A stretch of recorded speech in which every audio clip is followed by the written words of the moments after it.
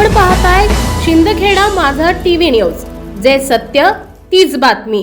शिंदखेडा शहरातील 21 कोटी रुपयांच्या पाणी पुरवठा योजनेमध्ये मोठ्या प्रमाणामध्ये भ्रष्टाचार झाल्याचा आरोप करत जबाबदारांवर फौजदारी गुन्हे दाखल करण्याची मागणी जोर धरू लागली आहे।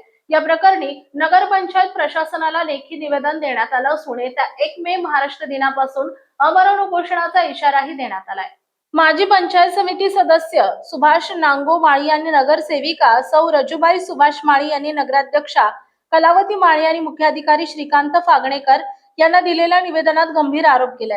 महाराष्ट्र शासनाच्या नगरविकास विभागाने 16 ऑक्टोबर 2016 रोजी या योजनेस प्रशासकीय मान्यता दिली होती। त्यानंतर 27 एप्रिल 2017 रोजी Tejas construction and infrastructure private limited Pune यांना कामाचा कार्यादेश देण्यात आला होता। निवेदनात नमूद केल्याप्रमाणे 14 ऑगस्ट 2025 रोजी प्रशासनाने दिलेल्या लेखी आश्वासनानुसार प्राधान्याने कामे पूर्ण करून पाणी पुरवठ्याची प्रत्यक्ष चाचणी घेण्याचे आणि शहरात 1 दिवसाआड पाणी पुरवठा सुरू करण्याचे आश्वासन देण्यात आले होते।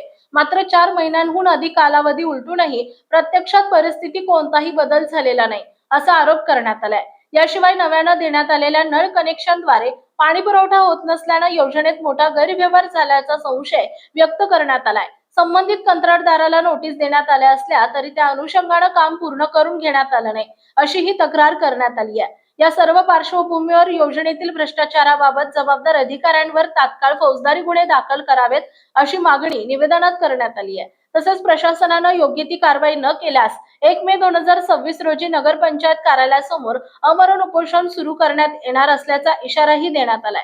दरम्यान या निवेदनाच्या प्रति जिल्हाधिकारी, प्रांताधिकारी, तहसीलदार तसेच पोलीस निरीक्षक यांनाही सादर करण्यात आल्या। या प्रकरणामुळे शिंदखेडा शहरात पुन्हा एकदा पाणी पुरवठा योजनेबाबत प्रश्नचिन्ह निर्माण झाले असून प्रशासनाची भूमिका काय राहते याकडे सर्वांचं लक्ष लागलंय।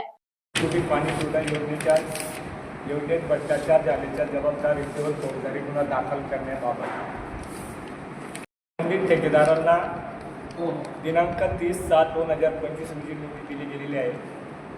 दुसरी नोटीस 16/9/2025 रोजी दिली गेलेली आहे। तिसरी नोटीस 4/2/2026 रोजी दिली गेलेली आहे।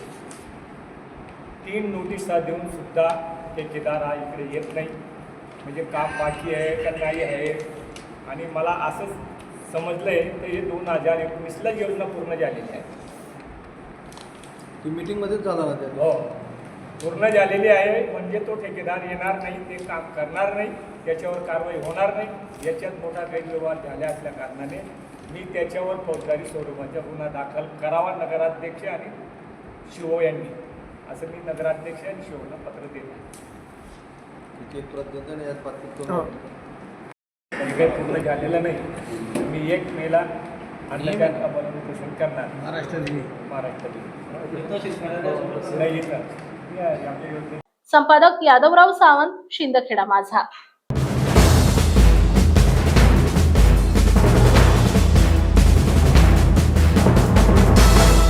आपण पाहताय शिंदखेडा माझा टीव्ही न्यूज, जे सत्य तीच बातमी।